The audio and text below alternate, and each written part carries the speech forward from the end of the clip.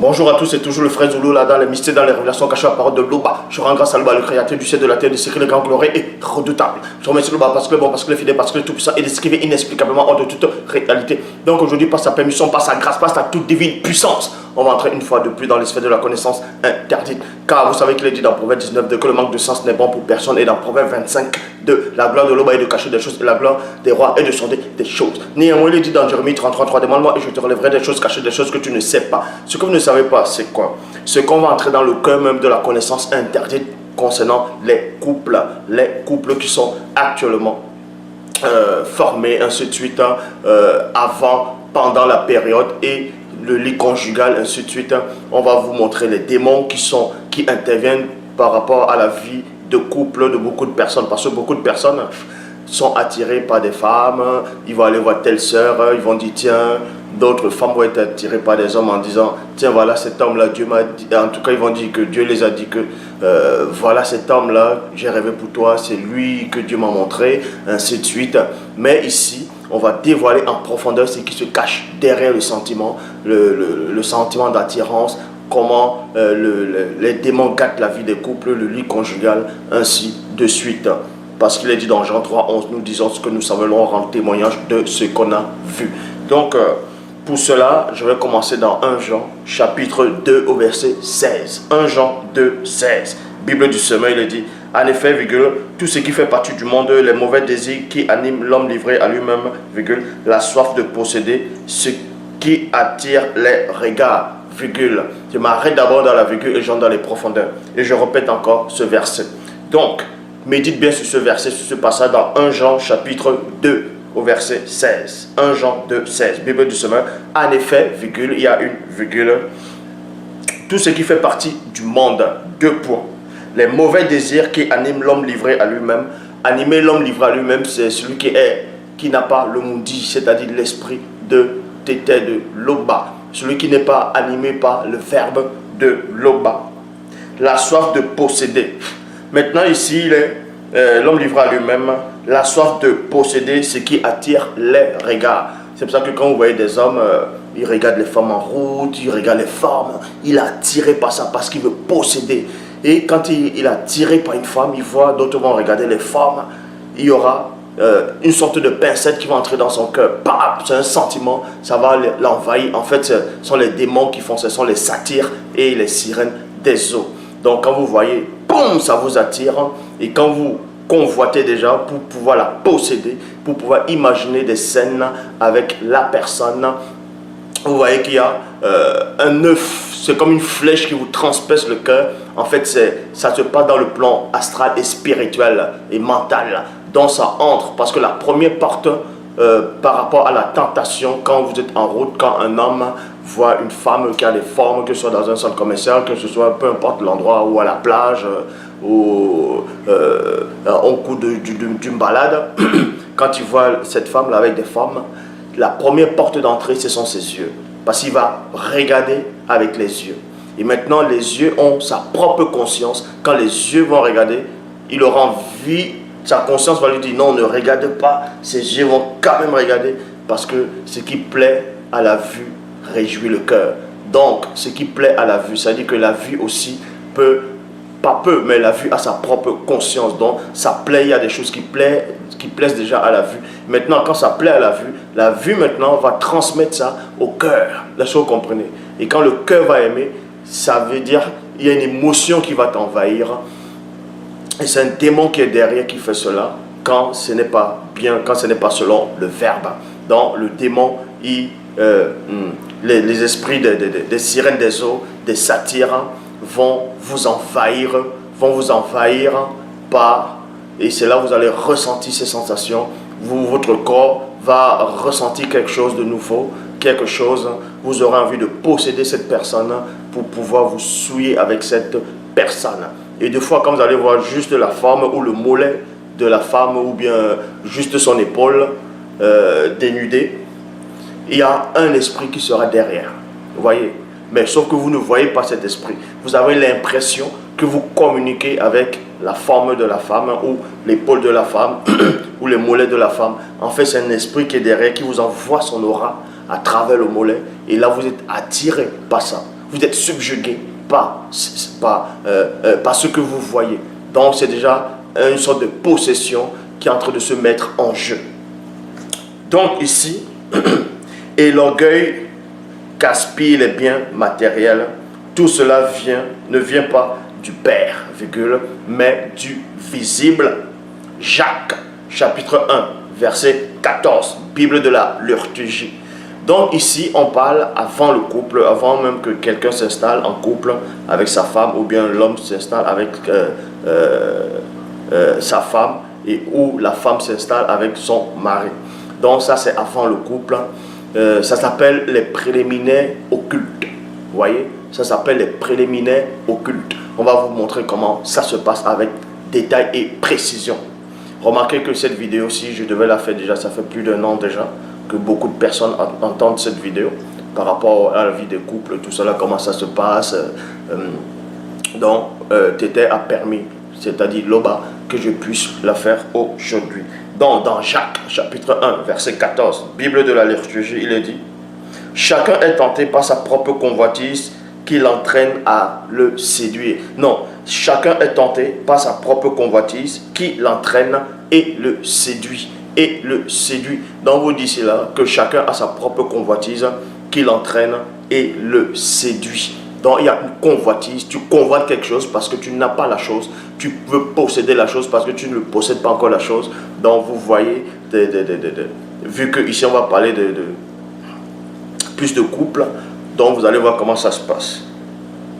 Bible du semeur: lorsque nous sommes tentés, virgule, ce sont les mauvais désirs que nous portons en nous qui nous attirent et nous séduisent. Donc vous dit ici que quand vous êtes tenté, c'est parce que vous avez des mauvais désirs à l'intérieur de vous qui vous attirent et qui vous séduisent. Comment se fait-il qu'un mauvais désir qui est à l'intérieur de toi va encore t'attirer par tes yeux? Est-ce que le désir là va sortir de toi et t'attirer pour que tu entres encore en toi? Non, on va vous expliquer sur chose, comment ça se passe. Donc, le mauvais désir, c'est quoi? C'est d'abord la désobéissance. Quand l'homme et la femme ont désobéi et quand ils ont été initiés par l'entité de la connaissance du bien et du mal. Donc, l'acte qu'ils ont commis, c'était la désobéissance. Donc, la désobéissance est entrée à cause de la rébellion et à cause de l'attirance. Parce que la femme, elle a vu que l'arbre était bon. Elle a vu, c'est quoi? C'est voir avec ses yeux. Donc, la notion de l'attirance est entrée pendant la chute. La notion du désir, la notion de la convoitise s'est installée à l'intérieur de votre moi intérieur. Et c'est ce qu'on appelle maintenant la convoitise. Convoiter l'interdiction, convoiter ce qui ne vous appartient pas. C'est pour ça que quand un homme va regarder une femme en route, que ce soit une femme mariée ou une femme qui ne connaît pas et qu'on va dire ceci, qu'elle a des formes, quand il va regarder la désobéissance qu'il a héritée déjà du premier homme et de la première femme est déjà en lui, donc par rapport à convoiter. Cette loi de ne pas convoiter existe déjà. C'est pour ça que quand il va regarder les femmes, il va avoir un sentiment en lui de vouloir posséder cela. Il va voir que cela c'est bon, que c'est non seulement c'est bien pour sa vue, et c'est aussi bien pour le plaisir, le plaisir que ça va le procurer. Exactement comme Mouto lors de sa tentation, quand elle a vu que l'entité, en tout cas l'arbre était bon à manger, en tout cas le fruit de l'arbre était bon à manger, et c'était bien pour l'intelligence, c'était bien pour toutes ces choses. Et c'est comme ça que la tentation se produit. Donc vous allez regarder, l'homme là va regarder la femme en route, il va dire il me la faut cette femme là. Donc c'est comme ça qu'il va parler. Donc c'est l'interdiction qui est en lui, c'est la désobéissance qui va s'exprimer maintenant, qui va envahir, qui va aller jusqu'à convertir ses yeux. Et quand ça va convertir ses yeux vont maintenant convoiter ce qui est à l'extérieur pour que parce que l'interdiction qui est à l'extérieur et l'interdiction qui est à l'intérieur sont un. Vous voyez? Parce que les deux sont ensemble et les deux s'attirent. C'est comme des aimants. Et en cela, d'autres vont échafauder des plans pour pouvoir aller parler à la fille. Ou bien s'ils ne savent pas comment parler à la fille, ils vont juste avoir des pensées dans la tête. Et le soir, c'est là où les démons, connus sous le nom des sirènes, les succubes et les incubes, vont venir le soir et il va faire des rêves de nuit. C'est-à-dire il va rêver qu'il est en train de coucher avec une femme ou bien cette femme-là, c'est parce que ce désir-là s'est matérialisé après une forme durant ses rêves, est venu coucher avec lui pour prendre sa force vitale, sa puissance. Donc vous dit ici, dans Jacques chapitre 1, verset 15, Bible second 21, puis le désir lorsqu'il est encouragé, virgule, donc on vous dit ici, puis le désir lorsqu'il est encouragé. Donc, vous allez avoir un désir, que ce soit un homme qui va être attiré par la femme, que ce soit la femme qui va être attirée par l'homme. C'est un désir que vous allez ressentir. Un désir. Et maintenant, les désirs se diffèrent aussi, sont différents. D'autres vont ressentir le désir sexuel, d'autres vont ressentir un désir de vouloir dire, ah non, cette femme-là, je la veux pour femme, parce que je vois qu'elle est classe, ainsi de suite. C'est toujours une forme de désir. D'autres vont dire, ah, elle, il me la faut juste pour la nuit. D'autres vont dire, il me la faut juste pour des sorties. C'est toujours des désirs en fonction de l'état de conscience de chacun, en fonction du vécu de chacun, en fonction de la façon dont les gens voient et comprennent les choses de la vie.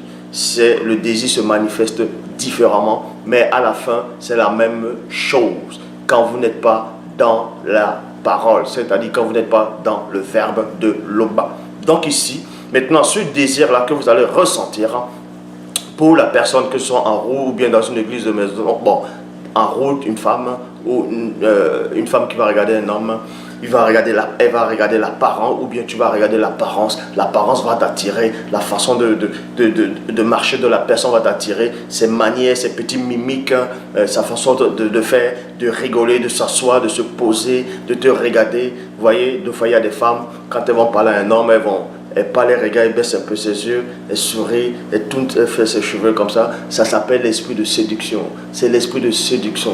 Est-ce que vous comprenez? Elle regarde droit dans les yeux, elle fait les cheveux comme ça. Là. Les cheveux, inconsciemment, pour la plupart des femmes ou hommes qui ne savent pas, c'est quand elle fait comme ça, là, pour pouvoir bien te regarder, c'est parce qu'elle va tirer ses cheveux pour bien ressortir sa beauté. En gros, c'est comme si elle avait un voile et elle soulève ce voile-là pour bien voir son visage.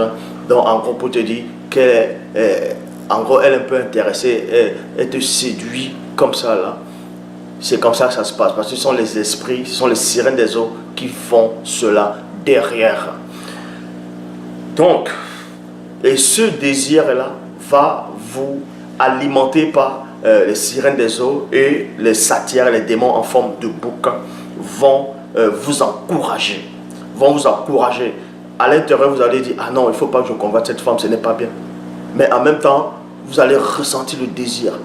Vous allez juste regarder la forme. Et vous allez sentir une émotion qui va vous envahir quand vous regardez la forme. Et vous devenez un avec le désir.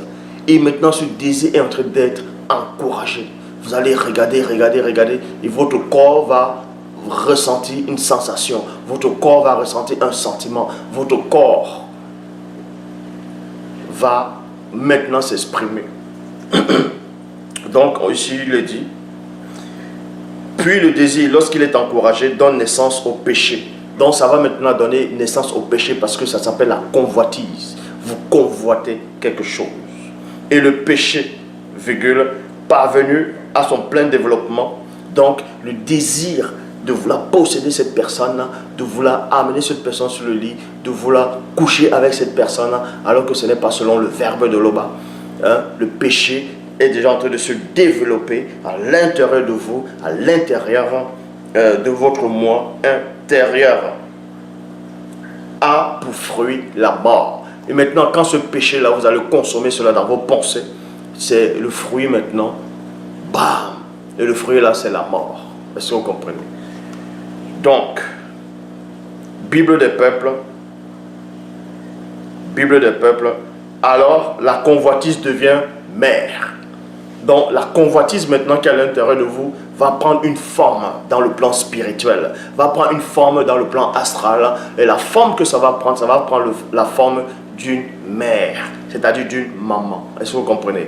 Le désir maintenant, cette convoitise-là va se matérialiser dans votre moi intérieur et qui va prendre le désir d'une maman, d'une mère. Est-ce que vous voyez? Donc, alors la convoitise devient mère et met au monde le péché. Donc, ça va mettre au monde le péché. Cette mère-là, qui est la convoitise, cette convoitise maintenant va prendre la forme d'une maman. Et cette maman-là va être tombée enceinte. On va dire ça comme ça, c'est une image. Elle va être enceinte, elle va accoucher le péché. Parce que c'est comme ça que ça se passe à l'intérieur. Le péché grandit, virgule. Maintenant, le péché va grandir. C'est pour ça que vous allez voir, cette personne-là va maintenant aller commencer à regarder les femmes maintenant partout. Il va la regarder, il va désirer les femmes. Il va passer son temps à aller à la fête, regarder les femmes. En route, il va regarder toutes sortes de femmes. Maintenant, c'est le désir là qui est en train de grandir en lui. Puisque quand ça grandit, ça entre, ça se met à grandir. Donc, il est conscient maintenant qu'il faudrait qu'il possède, qu'il satisfasse, qu'il puisse satisfaire plutôt ses pulsions, vous voyez, y compris la femme aussi. Et la suite, on vous dit, le péché grandit, mûrit, et la mort est son fruit. La mort est son fruit. En cela, il est dit dans Ecclésiaste, chapitre 7, au verset 26, « Et j'ai trouvé plus amer que la mort, virgule, la femme dont le cœur est un piège et un filet. » Donc, cette mort-là maintenant, ça montre maintenant que vous êtes sous l'interdiction, vous êtes dans la désobéissance, vous êtes mort maintenant, on va dire spirituellement, parce que votre désir, la façon dont de faire tous les jours, de convoiter, de regarder les femmes, de vouloir les posséder, vouloir uniquement coucher avec elles, vous êtes déjà mort ici, là. C'est la mort. C'est pour ça, ce désir de cette femme-là devient la mort pour vous, devient une mort pour vous. C'est pour ça que Ecclésiaste, il est dit dans Ecclésiaste 7, 26, « Et j'ai trouvé plus amer que la mort. » Maintenant, on vous dit ici qu'il y a même plus pire que ce désir-là que vous ressentez, la femme dont le cœur est un piège. Donc maintenant, il y a des femmes qui font exprès pour pouvoir séduire les gens. La façon dont elle va marcher, elle va tourner ses hanches, elle va te regarder, elle va lancer un petit sourire, ou elle va te regarder avec ses yeux, elle regarde avec les yeux, elle sourit un peu, elle est consciente qu'elle est en train de vous séduire. Donc, elle est même pire encore que votre désir. Elle est même pire encore que votre désobéissance. Elle est pire encore que votre interdiction. C'est ce que Ecclésiaste dit ici. La femme dont le cœur est un piège et dont les mains sont des liens. Celui qui est agréable à l'oba lui échappe, mais le pécheur est pris par elle. Proverbe chapitre 5 au verset 3. Bible des peuples. Les flatteries de la femme infidèle sont douces comme le miel. Sont douces comme le miel. Ses paroles plus onctueuses que l'huile. Proverbe chapitre 5 au verset 3 dans la traduction Abbé Filion le dit, car les lèvres de la prostituée, donc ici là c'est quoi? C'est le visuel et le mental, sont comme le rayon d'où coule le miel, et sa gorge est plus douce que l'huile. Verset 4, Bible parole de vie. Mais finalement, elle laisse un goût amer. Elle blesse comme une épée qui coupe des deux côtés. Proverbe chapitre 15 au verset 30. Traduction Louis II 1910. Ce qui plaît aux yeux réjouit le cœur. Ce qui plaît aux yeux réjouit le cœur. Là, c'est dans Proverbe chapitre 15 au verset 30, dans la traduction Louis II 1910. Et dans Proverbe 6, 25, Bible parole de vie, il dit, ne désire pas une telle femme à cause de sa beauté et ne te laisse pas prendre par ses regards attirants. Proverbe 6, 25, traduction Samuel Cahen, que sa beauté n'insulte pas le désir de ton cœur et ne te laisse pas prendre par ses paupières. Donc, comprenez que tout ce que je venais de dire, c'était l'introduction. Maintenant, on va entrer dans le cœur même de la connaissance interdite dans le couple. Comment ça se passe réellement. Deutéronome chapitre 24 au verset 1. Deutéronome 24, 1, il est dit, Bible pastorale de ma ressource, quand un homme aura choisi une femme et l'aura épousée, virgule. Donc ici, On dit quand un homme aura choisi une femme et l'épouser, il y a une virgule, on va entrer dans la virgule. Choisir une femme et l'épouser comment? Pourquoi il va d'abord choisir? Il va choisir de lui-même en tant qu'homme livré à lui-même, ou bien il va choisir par le verbe de Loba. Parce que si le verbe de Loba est avec vous, vous allez choisir la bonne. Mais si vous choisissez de vous-même, c'est à vos risques et périls. Donc, ce qui se passe ici, c'est quoi? Là, on va prendre le cas de quelqu'un, quand un homme aura choisi une femme et l'aura épousée, s'il cesse de lui plaire, virgule, parce qu'il a découvert en elle quelque chose de choquant, virgule, quelque chose de choquant. Donc, il y a beaucoup de gens qui vont, on va dire, ils vont voir une femme, ils vont voir une jeune femme qui va les plaire, elle aura une beauté, elle va rire, elle va... Bref, son aspect extérieur va plaire à ses yeux, à son regard. Il va être attiré par cette femme. Il va tout faire pour avoir cette femme. Et dès qu'il a cette femme, il se rend compte après que effectivement l'intérieur est pourri. L'intérieur n'a rien à voir avec son aspect. Donc il va maintenant découvrir des choses qui ne vont pas, que ce soit sur son corps. Il va découvrir des choses qui ne lui plaisent pas, qui ne l'attirent plus. C'est parce que ce désir était uniquement physique, charnel, visuel et visible. Donc, le verbe n'était pas là dedans. Le verbe, je dis bien, le verbe n'était pas là dedans. Le verbe n'était pas là dedans. Le verbe n'avait pas, on va dire ceci, n'avait pas choisi la personne. Le verbe n'avait pas choisi la personne. Est-ce que vous comprenez? Même l'entité qui est derrière n'avait pas choisi cette personne. Parce que cette personne, on a juste vu par l'apparence. Et maintenant, sa mauvaise nature fait surface. Maintenant, les petits défauts corporels se font voir à l'œil nu. Et l'œil maintenant, votre œil maintenant, ne regarde plus. Vous allez dire, ah tiens, elle a des boutons, ah j'aime pas ses boutons, elle rigole, j'aime pas sa manière de rire, elle se tient, j'aime pas sa manière de se tenir, ah elle m'énerve, regarde ses orteils, c'est pas beau. Vous voyez, alors qu'au départ, vous n'avez pas vu ça. Parce que vous étiez attiré, c'est ce que d'autres vont dire, par l'amour aveugle. Non pas que c'est aveugle, c'est parce qu'on vous a voilé. Vous avez trop foncé. Et maintenant, vous vous rendez compte que, ah ouais, physiquement, elle ne me plaît pas. Comment je vais maintenant faire pour me débarrasser d'elle? Voilà comment ça se passe ici. Bible du semeur. Supposons qu'un homme ait épousé une femme et que plus tard, il cesse de la considérer avec faveur parce qu'il a trouvé quelque chose d'infâme à lui reprocher. Alors, il rédige une lettre de divorce et la lui remet et la renvoie chez lui. Bible parole de vie, il est dit, Moïse dit, 2 points. Supposons ceci, un homme se marie, mais un jour, sa femme ne lui plaît plus parce qu'il a quelque chose à lui reprocher. Parce qu'il a quelque chose à lui reprocher. Donc, le reproche ici. Et deux fois, les démons, c'est là où les démons maintenant vont entrer en jeu. Là, on va parler des couples qui ne sont pas réellement, d'abord, premièrement, bénis par le verbe de Loba, qui sont sous la grâce divine, la grâce du grand ordre des choses.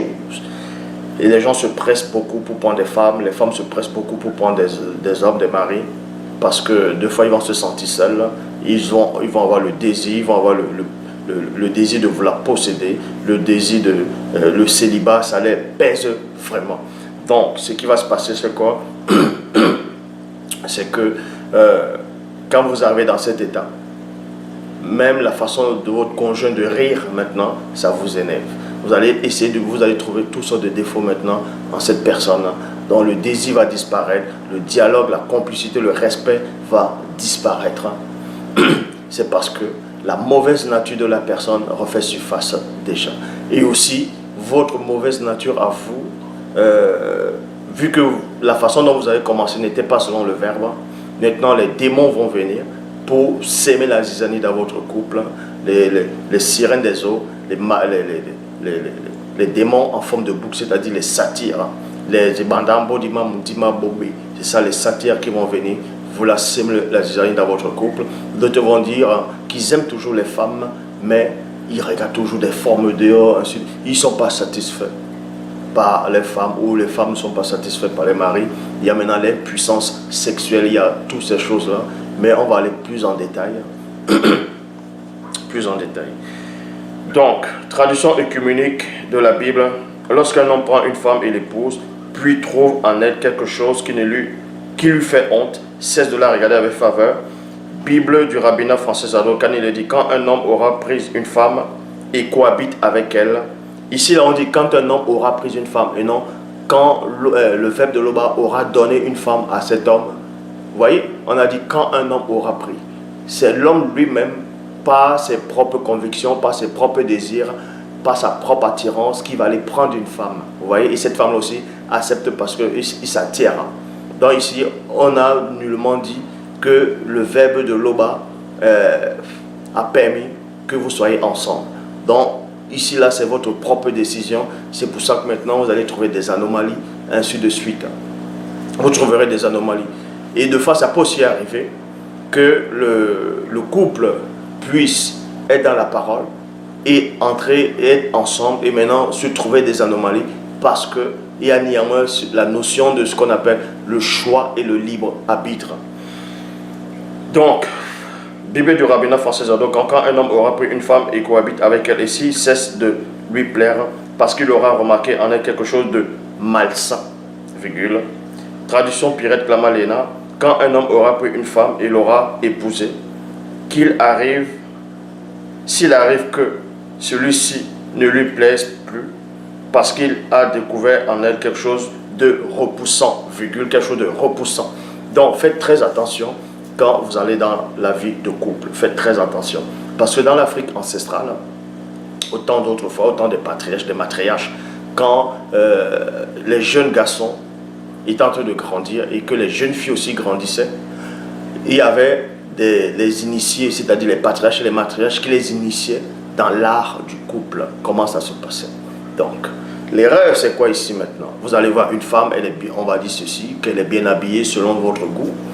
Elle est bien habillée selon vous, que ce soit dans les églises, vous les voyez, elles sont bien habillées. Et elles ont, on va dire ça comme ça, un joli visage. Vous dites qu'elles ont un joli visage, ça vous plaît. Et vous la cotisez, ainsi de suite. Après, vous mettez ensemble. Et au moment de passer à l'acte, dès qu'elle ôte ses vêtements,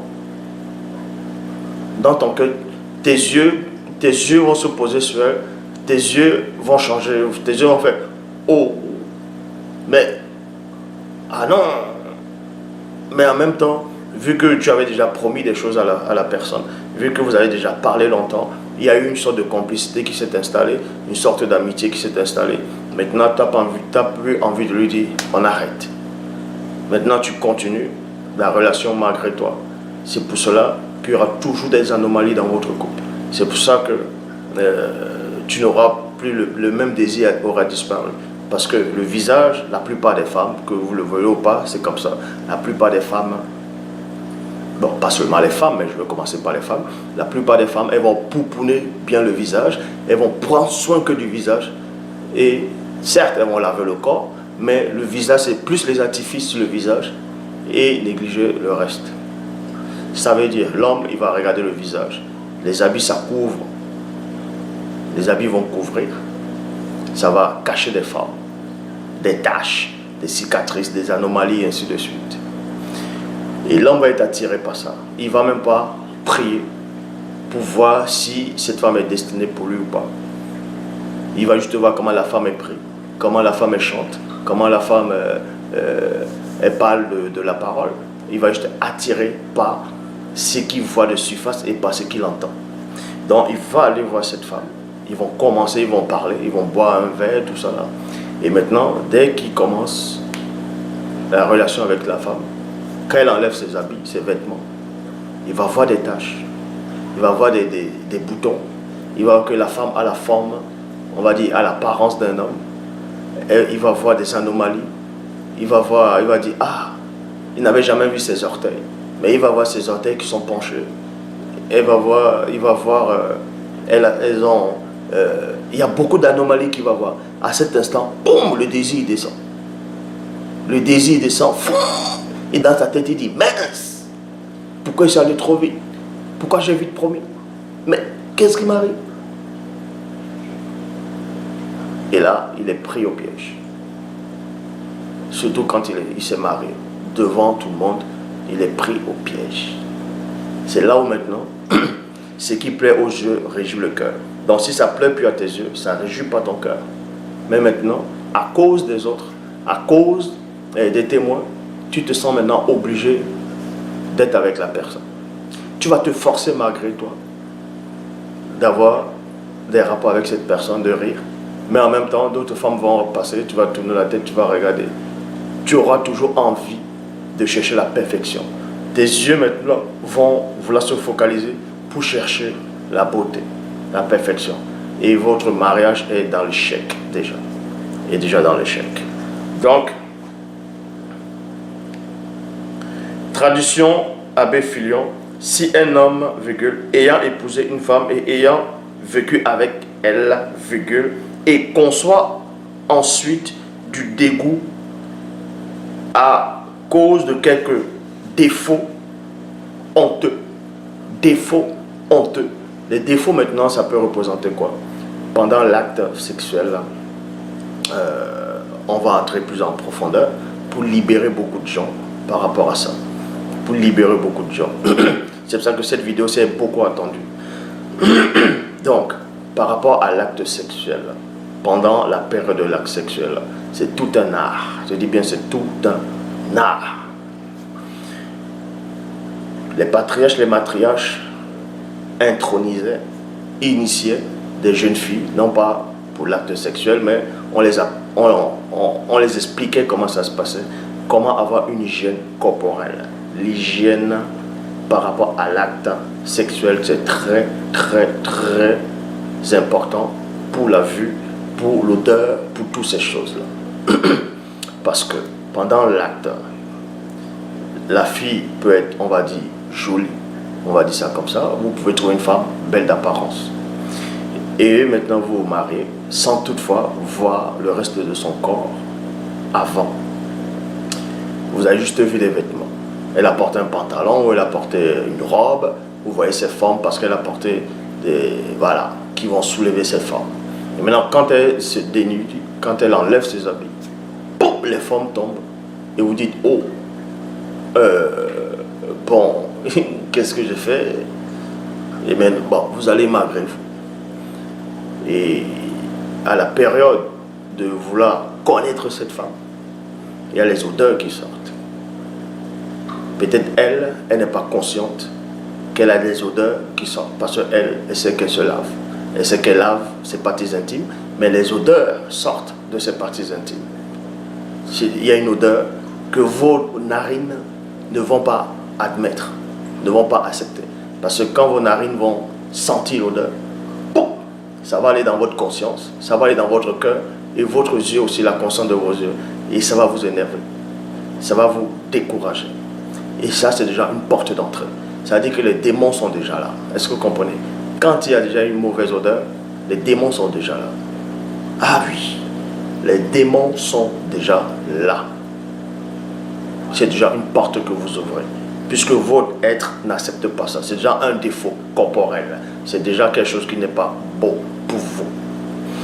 Donc, c'est pour ça que je dis, dans l'Afrique ancestrale, les matriarches initiaient beaucoup les jeunes filles et les patriarches initiaient beaucoup les jeunes garçons par rapport à l'hygiène corporelle pour les préparer plus tard quand ils vont aller en mariage entre initiés. Donc, on les préparait, on les montrait l'art de l'hygiène. Il y avait des écorces, il y avait des plantes qu'on cueillait, on nettoyait, on lavait, on mettait à bouillir et les femmes, elles buvaient cela. Et ça imprégnait les organes, ça imprégnait tout à l'intérieur et ça les pugeait, ça les nettoyait et donc ça tuait, ça camouflait, ça extirpait la mauvaise odeur. Est-ce que vous comprenez? Ça enlevait les mauvaises odeurs parce que ça existe, ça, ces plantes-là ont existé. Donc on les prenait, on les apprenait. Maintenant, par rapport, il y avait aussi des plantes qui pouvaient enlever des taches. Il y a d'autres femmes qui peuvent avoir beaucoup de boutons, des taches noires. Elles vont percer, à chaque fois elles vont percer un bouton, les taches noires vont sortir Et ça va aller même sur les formes derrière, il y a des petites taches, que ce soit l'homme aussi, les hommes aussi. Et quand la vue va voir ça, ça ne va pas plaire. Or, il y avait aussi des plantes qu'on mettait sur le corps sous forme de pommade, comme la crème, et ça enlevait cette tache-là, ça purifiait la peau, ça dégageait ça. Et les femmes étaient, c'est comme ça qu'on initiait ces femmes-là. Donc, or, à l'heure actuelle, pendant le couple, comment les couples se gâtent, parce qu'il y a beaucoup de démons qui entrent en jeu. Quand les démons, les sirènes des eaux des satyas, la femme, elle va vous séduire, elle va peut-être faire une petite danse, vous allez dire, ah ouais, que sur le lit, elle doit être terrible. Mais ça, je le parle ainsi pour libérer beaucoup de personnes. Donc, sur le lit, vous allez dire, la façon dont elle marche, la façon dont elle parle, elle s'exprime, sur le lit, elle doit être terrible. Là, c'est votre idée à vous. Et maintenant, pendant l'acte sexuel, vous vous rendez compte que, mais, dans votre tête, vous dites que, mais, elle ne bouge même pas. En Afrique, ils disent, elle est couchée comme un sac de macabo. Donc, elle ne bouge pas. C'est l'homme qui doit faire tout l'effort, qui doit dire, allez, tourne-toi, fais comme ça. En fait, ça là, ce n'est pas bon. Ça brise aussi le couple. Est-ce que vous comprenez? Ça brise le couple. Dans l'Afrique ancestrale, comme je dis, on initiait les jeunes femmes et les jeunes hommes plus tard pour les mariages à savoir comment faire. Donc, les vrais initiés à l'époque d'autrefois, pendant l'acte conjugal, ils n'avaient pas besoin de dire à leurs épouses, vas-y, change de position, ou tourne-toi maintenant là. Elles savaient en quel moment. C'était une sorte de complicité et ce mari-là avait plus de désir. Vous voyez? Et la femme aussi avait aussi plus de désir, non seulement parce qu'il y avait une bonne odeur qui se dégageait dans la pièce, il y avait aussi l'odeur corporelle qui se dégageait, une bonne odeur, et ça augmentait encore plus le désir. Est-ce que vous comprenez? Or, les femmes maintenant, elles vont se négliger, que ce soit les femmes ou les hommes. L'hygiène aussi par rapport à la bouche, d'autres vont avoir une mauvaise haleine. Le mari aura envie de peut-être d'embrasser sa femme ou la femme aura envie d'embrasser son... Voilà. Au début de la relation, il y a une mauvaise haleine, boum, et ça va le couper d'un coup. Et dès que ça coupe, ça brise déjà quelque chose. Ça va briser quelque chose dans le regard, dans le cœur, dans la conscience. Dans la conscience. Et maintenant, cette personne, quand il va voir les autres femmes en route, il pourra s'imaginer que forcément toutes les femmes là aussi ont une mauvaise haleine. Donc, le désir commence à disparaître au fur et à mesure. Le désir va disparaître. Le désir disparaît. Donc, il y a beaucoup de choses. Donc,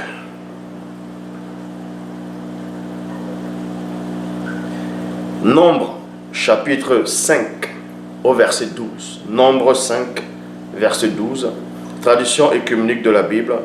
Parle aux fils d'Israël et dis-leur, il peut arriver à un homme que sa femme se conduit mal et lui soit infidèle. Et lui soit infidèle. Bible, parole de vie. Il vaut mieux habiter dehors. Bon, et lui soit infidèle plutôt.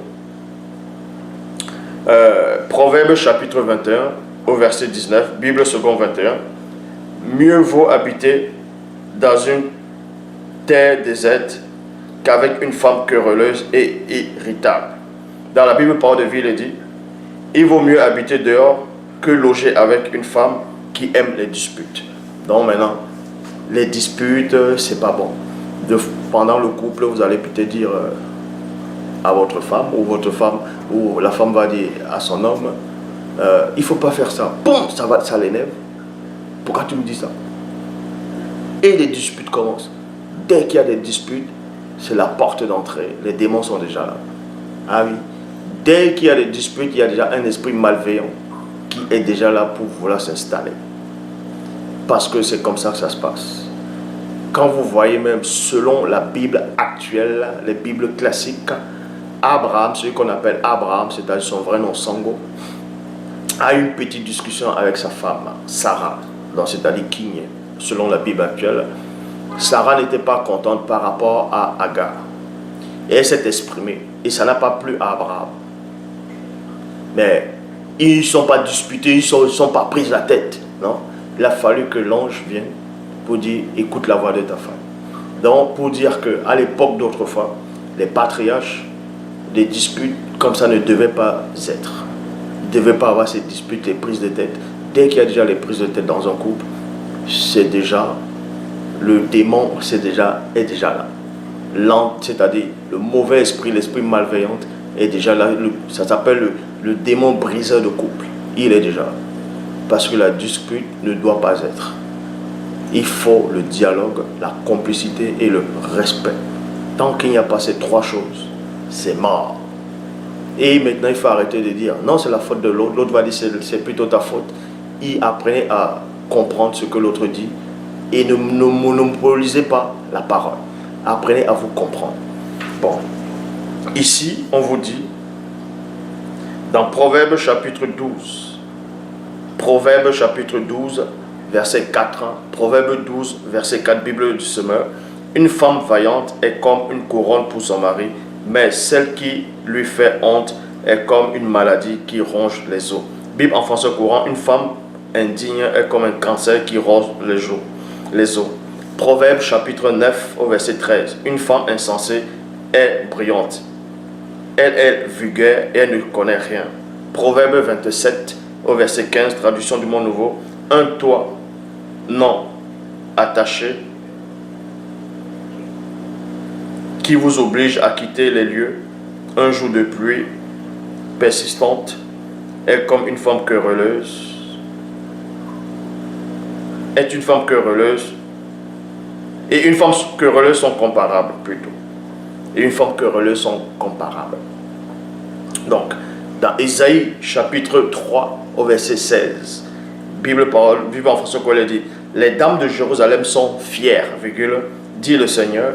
Elles marchent le cou tendu, le regard provoquant. Elles font à petits pas en faisant résonner les anneaux de leurs chevilles. Vous voyez, c'est comme ça que la plupart des femmes font.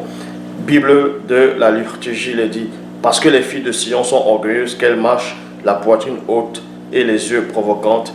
Bible parole de vie, les belles dames de Sion sont fières, elles marchent le cou tendu, sachant attirer les gens par leur regard, par leur regard, par leur regard. Donc,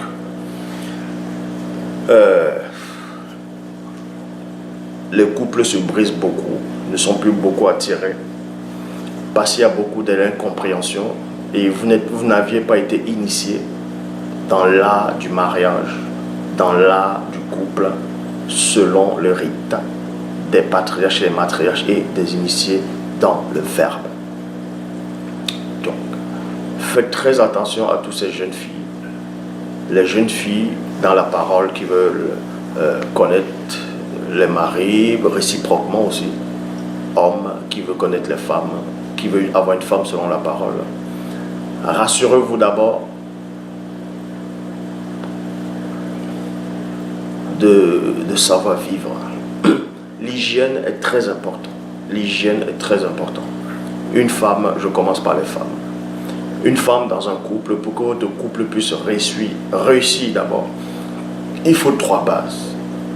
Le dialogue, la complicité et le respect. Et dans le dialogue, il ne doit pas y avoir de tabou. Parce que s'il y a déjà un tabou, s'il y a quelque chose qui vous choque, vous n'osez pas parler, ça c'est mort déjà. Sachez que c'est déjà mort. Il faut apprendre à dialoguer avec la personne dans le dialogue et ensuite la complicité et le respect. Le dialogue c'est quoi? Ça ne veut pas dire que forcément tu vas tout lui dire. Ça ne veut pas dire que tu vas aller en route, tu as éteigné, où il y a une feuille qui s'est envolée, boum, c'est venu sur ta joue, que tu vas dire, ah chérie, il y a une feuille qui... Non, il y a des choses qu'il ne faut pas dire. Ça ne veut pas dire que vous mentez ou bien vous cachez des choses. Mais les choses qui concernent la personne, il faut lui dire, il faut le lui dire. Maintenant, aux jeunes filles, l'hygiène est très importante. Que d'acheter des habits chers pour mettre le parfum, tout ça là. Comprenez d'abord le langage de votre corps. Prenez d'abord soin, premièrement, de l'esprit, de l'âme et du corps. Maintenant, par rapport au corps, au visible, l'hygiène est très importante. Dans les parties intimes, ne doit pas dégager une mauvaise odeur, l'odeur de la sueur, l'odeur, ces choses-là, c'est pas bon. C'est pas bon déjà dans le spirituel. Ça s'appelle la négligence. Et c'est pas bon pour votre partenaire. Il faut rassurez-vous d'être propre dans vos parties intimes. Et de deux, vos doigts de pied, vos pieds, tout votre corps doit être bien lavé, propre. La bouche doit toujours avoir une bonne haleine. Ça veut dire que le matin, quand vous vous levez, vous brossez d'abord bien les dents. Ne brossez pas juste devant. Vous brossez bien, vous brossez la langue, vous brossez tout. C'est très important. Donc, durant toute la journée, quand vous êtes au travail, si vous êtes à l'école en cours, en formation, ou en train de faire du business, pendant la journée, à la période où vous ne mangez pas, parce que si vous avez mangé le matin, que vous avez brossé les dents, tout ça là, et après vous avez pris le petit déj et vous sortez, le temps maintenant de pouvoir manger à midi, pour d'autres, pendant ce laps de temps là, vous allez forcément rôter. Il y a forcément les odeurs qui vont remonter de par votre bouche, qui vont s'imprégner de vos dents au fur et à mesure. Ce sont les odeurs aussi. Donc, durant toute la journée, si vous ne mangez pas, vous risquerez aussi d'avoir une mauvaise haleine. Quand vous allez venir voir votre conjoint, vous allez vouloir lui parler, faire la bise, il va bloquer sa respiration, il va dire Ih! Donc, c'est ça qui va commencer à vous éloigner au fur et à mesure. Donc, dans la journée, quand tu es en plein travail, tu peux mâcher un chewing-gum ou un bonbon alcoolisé, un bonbon qui est alcoolisé, pas avec l'alcool, hein, un bonbon mentholé si vous voulez, pour avoir toujours une bonne haleine. Il faut constamment avoir une bonne haleine. C'est très important. Parce que si vous n'avez pas une bonne haleine, votre mariage risque d'être à l'échec. Une bonne haleine. Et maintenant, les femmes avec les perruques, les tissages, les rajouts, les extensions, il faut arrêter ça. C'est sale. J'ai déjà fait une vidéo sur ça. C'est pas bon du tout. C'est sale. C'est du n'importe quoi. Et prenez soin de votre tête, de vos cheveux. Des fois, vous allez gratter la tête comme ça. Et il y a des pellicules qui tombent. Votre tête, c'est pas beau. Il faut bien prendre soin de tout. Et maintenant, les femmes qui vont mettre les vernis. Il y a les vernis, deux fois. Le vernis est à moitié. Est déjà quitté. Ça reste jusqu'à moitié. Ce n'est pas beau. Soit vous enlevez tout, soit vous mettez sur tout le doigt, sur tout l'ongle. Il faut être présentable.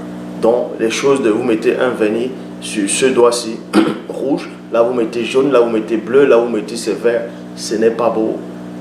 C'est du n'importe quoi. C'est pas ça la beauté. C'est pas ça la beauté. Et aussi d'autres vont mettre peut-être le vernis rouge au doigt et mettre le vernis noir au pied. Non. Ça doit concorder, ça doit être identique. Apprenez, votre corps doit être un art. Un art dont vous devez prendre soin. Premièrement, pour le spirituel. Et deuxièmement pour vous, troisièmement pour votre conjoint. C'est très important.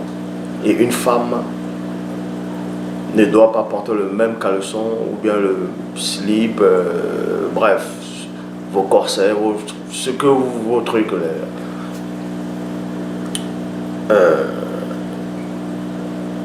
deux fois de suite. C'est-à-dire, vous mettez un aujourd'hui, et le lendemain, vous mettez encore le même. Ah non. Normalement, dans la journée, vous pouvez changer 2 fois. Pour d'autres, vous pouvez aller au travail, en partant au travail avec un autre, que ce soit slip ou caleçon, ce que vous mettez dans votre sac propre. Vous allez au boulot. Quand vous allez au vestiaire, à midi, vous allez au vestiaire.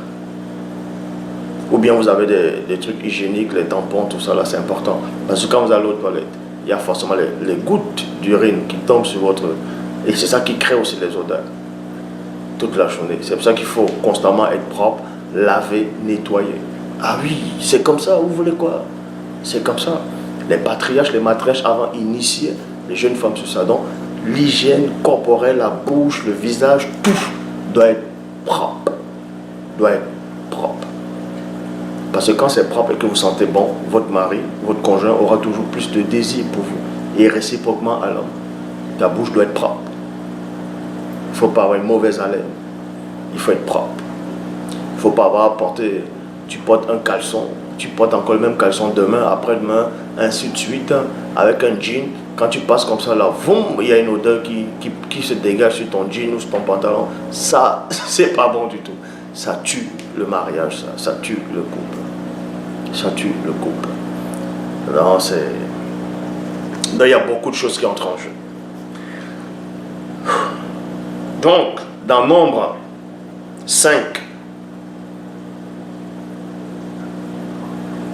dans Nombre chapitre 5 au verset 12, traduction écuménique de la Bible, parle au fils d'Israël et dit-leur, il peut arriver à un homme que sa femme se conduise mal et lui soit infidèle.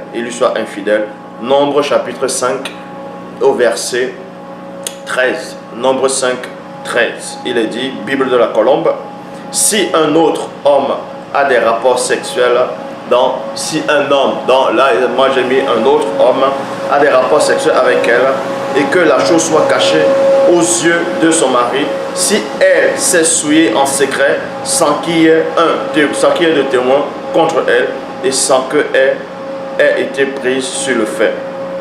Bible du rabbinat français Alocan, il est dit, si un homme a eu avec elle un commencement charnel à l'issue de son époux, et qui a été clandestinement déshonoré, nul cependant ne dépose contre elle parce qu'elle n'a pas été surprise. Traduction du Monde Nouveau. Oui, si un autre homme couche avec elle et a une émission de sperme, si celle est demeurée cachée aux yeux de son mari et que cela soit resté dissimulé, mais qu'il ne soit souillé sans qu'il y ait un de témoin contre elle et sans qu'elle ait été surprise. Point virgule. Donc, on vous dit ici là, un homme qui va aller, déjà quand une femme, tu soupçonnes ta femme de te tromper, ça veut dire qu'il y a déjà une grosse porte d'entrée dans votre couple. Quand tu soupçonnes ton mari, toi la femme, de te tromper, ça veut dire qu'il y a déjà une grosse porte d'entrée. Donc, pour empêcher l'infidélité, il faut d'abord la complicité, le dialogue et le respect. Mais avant ça, il faut la soumission totale à la parole de l'Oba. Dès que tu es soumis à la parole de l'Oba, dès que tu as été initié dans la parole de l'Oba, maintenant on vous apprend c'est quoi la notion de couple pour ceux qui veulent se marier. Et maintenant, dès que tu respectes les règles, les ordonnances du verbe, il y a maintenant avec ton conjoint le dialogue, la complicité et le respect. Quand il y a l'hygiène, par rapport à l'hygiène, par rapport au mouvement, ne pas être comme un sac de patates, de macabo sur le lit. La femme doit changer de position, elle doit savoir bouger, ça s'appelle la complicité. Tu dois intriguer ton mari sur le lit, ton mari doit t'intriguer sur le lit aussi. Maintenant, pour d'autres femmes, elles vont se plaindre parce que les maris ne mettent pas longtemps, il met 5 minutes, il met 10 minutes, bref, il n'est pas assez performant. Vous pouvez prier, vous pouvez prier parce que tout ça se passe dans l'esprit. C'est l'esprit, en tout cas par le verbe, qui vous donne la capacité c'est une grande capacité cela. D'autres vont prendre des écorces, d'autres vont prendre des plantes, et ainsi de suite. D'autres vont vouloir être performants en maîtrisant leur respiration. Par rapport à la respiration, c'est c'est ce que les gens font au yoga là. Les yogis, ils essaient de faire cela, mais ça ne sert à rien, c'est pas ça du tout. Donc il y a l'art de pouvoir résister, de tenir longtemps, d'être performant et maintenir le même désir pendant des heures. Vous voyez, c'est juste une initiation. On initiait, Mon connaissait cela, Tindi connaissait cela, les grands patriarches étaient puissants puisqu'ils connaissaient cela. Ils n'avaient pas besoin de manger, de boire des écorces. Non, c'est tout un art. Et la femme aussi maintenant, comment faire plaisir à votre femme pendant le lit, sur le lit conjugal. C'est tout un art, donc c'est une autre initiation aussi, mais selon le verbe. Et là, si vous mangez bien à la maison, est-ce que vous aurez envie d'aller manger chez la voisine? Si votre femme, on va dire la meilleure cuisinière, vous n'aurez pas envie d'aller goûter un autre repas. Donc réciproquement, ça doit être comme ça. C'est une initiation parce que les patriarches sont passés par là. pour qu'il n'y ait pas de l'infidélité, il faut d'abord, premièrement, la soumission à la parole de l'Oba.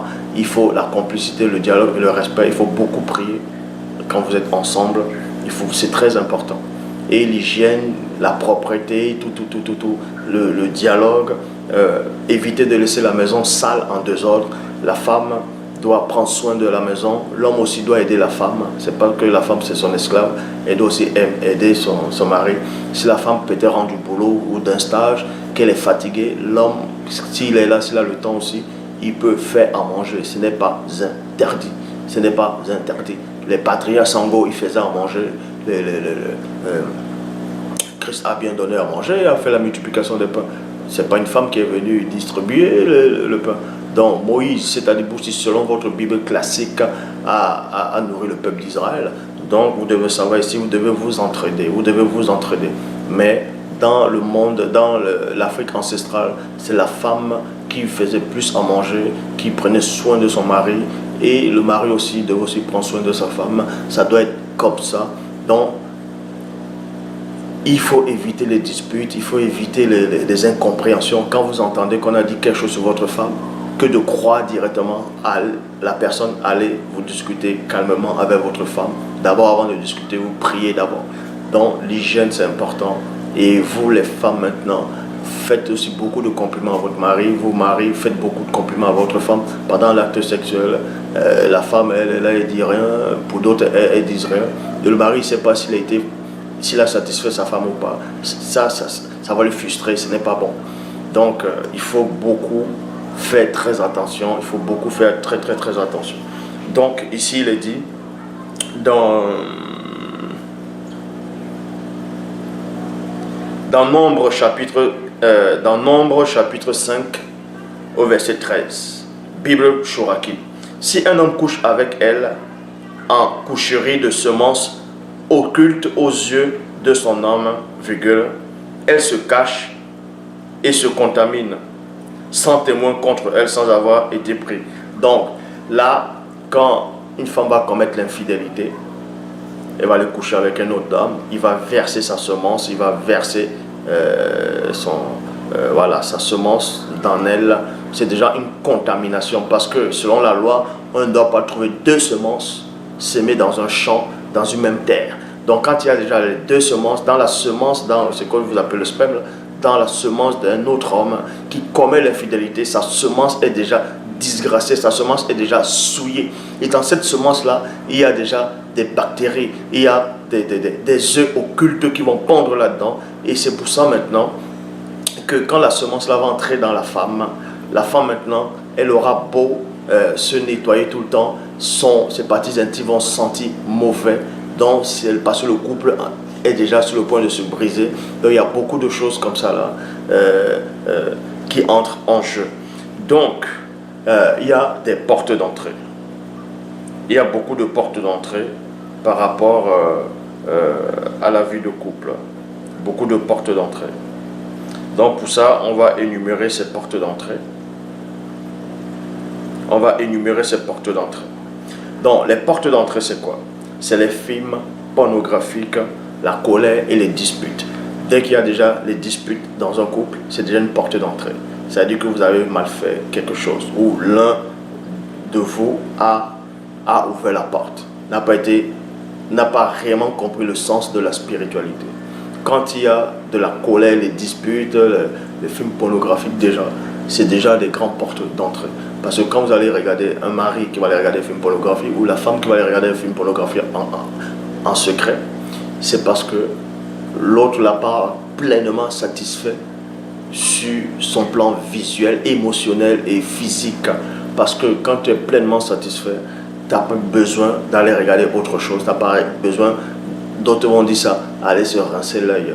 Tu n'as pas besoin. Maintenant, d'autres vont regarder juste parce qu'ils sont curieux. D'autres peuvent être satisfaits, mais ils vont quand même regarder. Mais là, c'est encore un autre domaine. Ça, c'est un autre enseignement. Mais j'ai déjà fait une vidéo par rapport à ces choses-là. Donc, Éphésiens chapitre 4 au verset 26, Bible second 21. Si vous vous mettez en colère, ne péchez pas. Point. Que le soleil ne se couche pas sur votre colère. Donc la colère, pour qu'il y ait de la colère, ça dit que quelqu'un vous a mis en colère, votre femme ou votre mari vous a mis en colère. En parlant de femme et mari, vous a mis en colère. Avant que vous sentez la colère, il faut d'abord parler. Il faut d'abord parler. Et éviter de mettre l'autre en colère.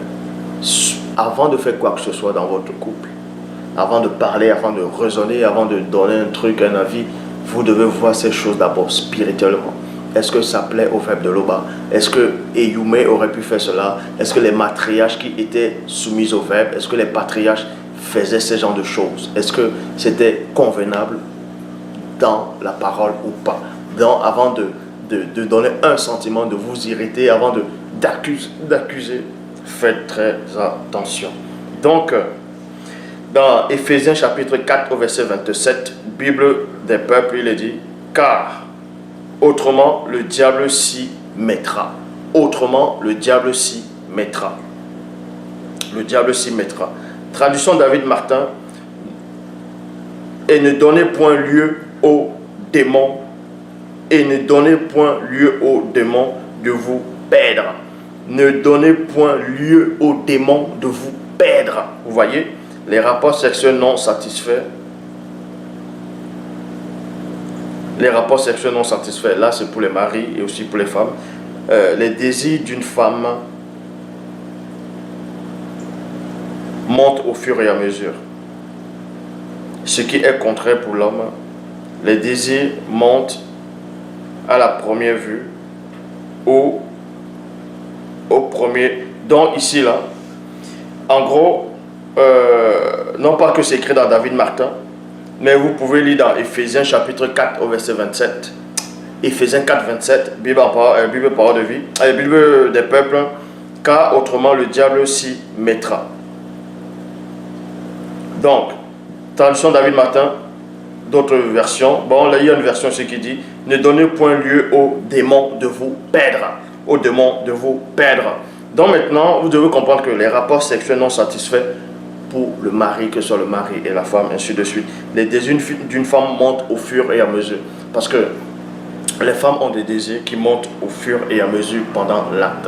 Ça veut dire que pendant l'acte sexuel, l'homme peut déjà arriver à 100% de ses émotions, de son désir, pendant qu'il commence déjà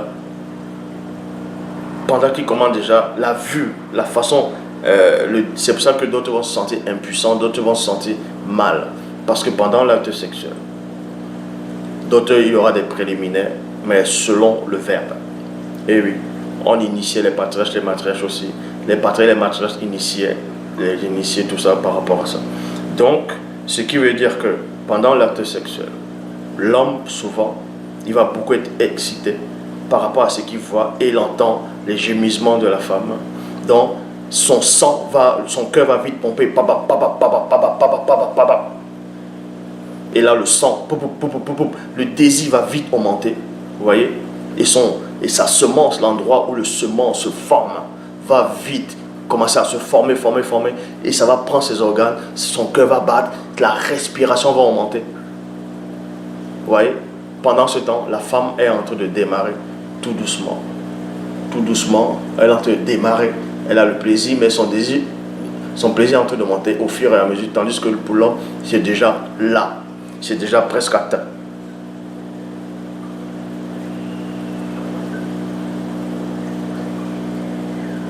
Donc, ce qui veut dire que au moment où l'homme maintenant est en train de se satisfaire, où il va lâcher sa semence, la femme n'est même pas encore à moitié de son plaisir.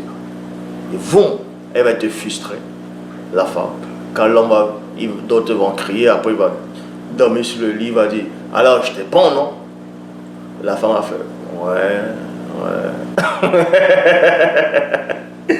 Donc, il y a tout un art où l'homme peut atteindre le désir pendant l'acte, le plaisir pendant l'acte, dans l'endurance, arriver au même niveau du désir de la femme et surpasser encore ça. C'est-à-dire que la femme, dès qu'elle monte, elle atteint son plaisir, l'homme il va même encore à l'extrême. C'est en cela aussi qu'on allait dire à moto, mais tu domineras sur elle. Tes désirs se portent tes désirs se porteront vers ton mari, mais il dominera sur toi. Ça veut dire la performance. C'est ce que... C'est tout un art. C'est une autre initiation. Deutéronome 23, verset 10, traduction AP Filion, il est dit: si un homme d'entre vous a souffert quelque chose d'impur dans un songe pendant la nuit, il sortira hors du camp. Matthieu chapitre 5 au verset 28, Bible des peuples. Mais moi je vous dis, celui qui regarde une femme pour satisfaire son désir a déjà commis l'adultère dans son cœur. Donc, quand tu regardes une femme mariée, une femme qui n'est pas ta femme, tu as déjà commis que ce soit l'adultère, la fornication, la faute dans ton cœur. Nombre chapitre 5 au verset 14, Bible de Jérusalem.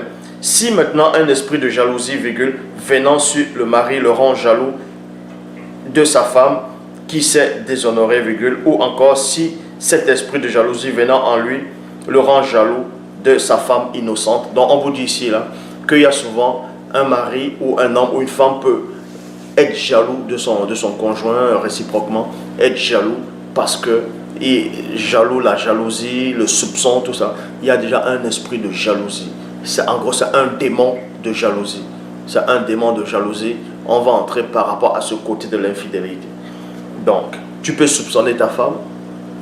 Ça ne veut pas dire que forcément c'est un démon de jalousie.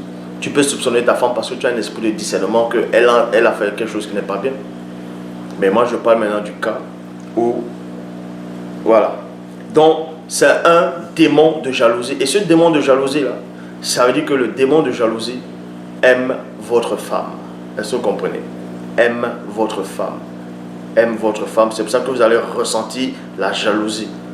Vous ne voulez pas que les hommes regardent votre femme, que disent mais que votre femme elle est belle. Ça vous énerve qu'elle s'habille comme ça là. Ah, elle ne t'habille pas comme ça là, mais plutôt comme ça là. Hein, tu ne veux pas qu'on te regarde. Ça veut dire qu'il y a un démon de jalousie déjà qui aime votre femme, qui ne veut pas qu'on touche cette femme là. Et vous ressentez la jalousie pour cette femme. En gros, c'est ce démon là que vous ressentez. Vous voyez aussi ça dans le livre de Tobie. Le livre de Tobie, chapitre 3, versets 7 à 8, il est dit: Sarah, fille de Raguel, entendit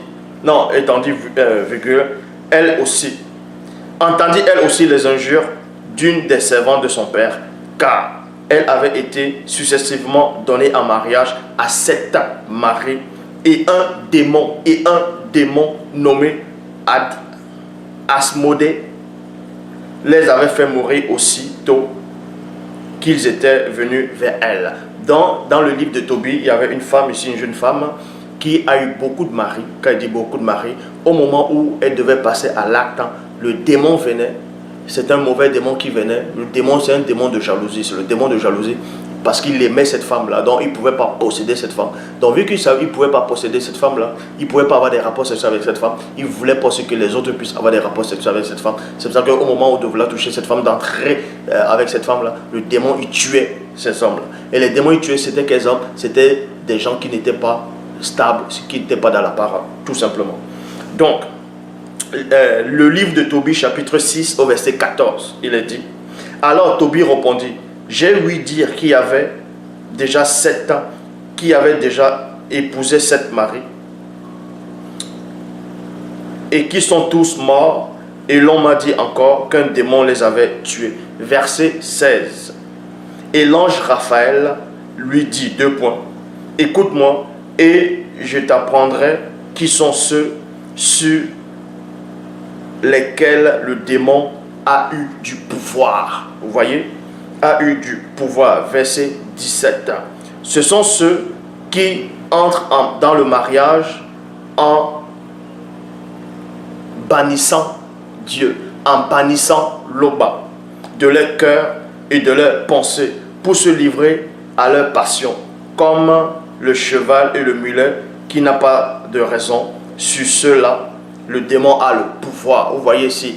Donc, ça veut dire que quand vous êtes pendant l'acte sexuel aussi, et que vous sentez que vous n'êtes pas puissant sexuellement, donc vous fatiguez vite, vous sortez vite la semence, vous êtes impuissant, ça vous énerve, vous n'atteignez même pas 20 minutes ou 10 minutes, vous n'arrivez pas à satisfaire l'autre, ça veut dire qu'il y a déjà une porte d'entrée en vous. Le démon entre de jouer de vous. C'est le démon qui joue de vous. Ça veut dire que le démon, il joue vraiment de vous. D'autres ont tellement le désir que dès qu'il entre, à peine quelques minutes, boum, la semence est déjà sortie. Ça veut dire que le démon a pris, c'est le démon satire qui voulait vite se satisfaire. Et il vous a juste utilisé. Ah oui, ah oui, ah oui. Mais il y a une façon d'expulser cela, d'être initié dans l'endurance, dans la performance, de vivre ces choses-là. Donc, Hébreux chapitre 13. Hébreux chapitre 13 au verset 4. Bible second 21. Que le mariage soit honoré de tous et le lieu conjugal épargné de la souillure. 2 points. Ceux qui se livrent à l'immoralité sexuelle et à l'adultère, on vous dit ici là que l'Oba les jugera, mais l'Oba ne juge personne directement. Il y a les entités pour ça. Bible en français courant. Vous voyez? Bible en français courant. Que le mariage soit respecté de tous, que les époux soient fidèles l'un à l'autre, jugera les gens immoraux, ceux qui commettent l'adultère. Ceux qui commettent l'adultère. Donc vous voyez ici là, beaucoup de personnes viennent dans le couple avec leur passé. Ils n'oublient pas les passés, les aventures qu'ils ont eues avec des hommes, les femmes, les aventures que les femmes ont eues avec les hommes, les aventures que les hommes ont eues avec beaucoup de femmes. Vous venez dans le couple avec, vous voulez exactement faire les mêmes choses. Ça, ce n'est pas bon, ça va briser votre couple. Ça va briser votre couple si votre mari ou votre femme n'est pas prête pour ça. Donc, il faut beaucoup dialoguer, il faut maintenant beaucoup parler. Maintenant, il y a des pratiques que vous allez vous poser des questions. Est-ce que ça se fait selon la parole? Est-ce que étant dans la parole, est-ce qu'il y a certaines pratiques qui se font ou pas? Est-ce que si vous commettez cette pratique, est-ce que c'est bon dans la parole ou pas? D'autres vont parler de la fellation, parce qu'il y a beaucoup de gens qui vont parler de ça. Bon. Maintenant, en parlant de ça, est-ce qu'ils vont dire, est-ce qu'il faut le faire? Maintenant, est-ce qu'il y a un passage qui interdit cela? Montre-moi un passage, en tout cas. Bon, selon les Bibles actuelles, est-ce qu'il y a un passage qui interdit cela? Parce que d'autres aussi vont dire, Christ a dit, ce qui entre dans la bouche ne souille pas l'homme, mais c'est ce qui sort. Mais est-ce que si vous mangez la chair humaine, ça va vous souiller aussi, non? Puisque ça entre par votre bouche. Mais bon, quand vous absorbez la cigarette, ça entre dans votre bouche, ça vous souille à l'intérieur. Bref, il y a beaucoup de pratiques. Vous allez vous poser la question, est-ce que ça se fait ou pas? Il y a aussi l'art, comme je dis, l'initiation, c'est très important, l'hygiène, aux jeunes couples récemment, fraîchement mariés, que ce soit aux mamans aussi. Ne monopolisez pas la parole lors du dialogue quand il y a conflit. Et vous aussi, quand vous parlez, ne parlez pas trop. Laissez aussi l'autre l'occasion de parler. Si l'autre n'est pas d'accord sur un sujet, ne dites pas, ouais, c'est toujours comme ça. Vous arrêtez d'abord, vous faites une pause et vous priez d'abord. Et vous dites maintenant, vous devez résoudre le problème en disant, pourquoi tu n'es pas d'accord sur ce sujet? Explique-moi selon le verbe, pourquoi tu n'es pas d'accord. Tout doit, en gros, toute discussion, avant de vous disputer, avant de parler d'un sujet, avant d'entrer dans des désaccords, vous priez d'abord. Sachez avant tout que tout désaccord, toute dispute, toute animosité, toute impuissance sexuelle, toute mauvaise odeur, saleté, les incompréhensions, la maison en désordre, il faut nettoyer, il faut tout ça là, vous devez vous entendre d'abord dans la prière. Ça veut dire que les démons, quand vous êtes unis selon le verbe, quand vous êtes dans la parole, que vous vous unissez, mari et femme, vous aurez toujours des attaques. Paul et son bel a dit, vous aurez des tribulations dans la chair. Maintenant, on vous donne les indices, on vous donne maintenant la capacité de ne pas avoir ces tribulations-là. C'est de savoir en quel moment le danger arrive. C'est de savoir en quel moment ça, c'est de l'oba, ça, c'est pas de l'oba. Donc, il faut prier. Il faut prier pour votre couple. Il faut vraiment faire attention à ce que vous voyez dehors, à ce que vous entendez. Quand vous voyez quelque chose qui ne va pas, qui vous trouble, allez vous prier d'abord et vous parlez à votre conjoint. Il Il ne faut pas maintenant que, ah chérie, j'ai regardé une femme en route, j'ai eu un désir pour elle, tout ça là. Vous devez prier. Maintenant, si vous dites ça à votre femme et qu'elle s'énerve, ah pourquoi tu l'as regardé? C'est pas comme ça qu'il faut réagir. Non, puisqu'il vient se confier en vous, en venant se confier en vous, c'est pour que vous puissiez soit l'aider, soit trouver une solution. C'est pas pour que vous mettez enflammé. Ah, tu me regardes pas. Ah, je suis pas attirant à tes yeux, donc tu m'aimes pas. Non, ce n'est pas ça. C'est pour que toi, la femme, tu puisses expulser ce désir-là de l'autre femme. Parce que c'est toi qui dois prier, toi la femme, quand ton mari se sent faible dans l'acte sexuel, tout ça là, en regardant trop les femmes, c'est à toi la femme d'aller devant le trône de grâce et de prier pour reprendre ta place initiale et réciproquement avec le mari. Donc, quand tu soupçonnes ta femme, quand ta femme, tu as l'impression qu'elle regarde trop les hommes, va d'abord prier. Tu vas beaucoup prier et ensuite tu pries, tu dis que tu veux reprendre le pouvoir en elle, c'est à dire en elle, le pouvoir dans le sein du couple, tout ça là, tu veux reprendre ta position. Il faut beaucoup parler entre vous, c'est très important. Beaucoup parler et beaucoup sortir, beaucoup se balader, rester toujours la routine, ça c'est pas bon.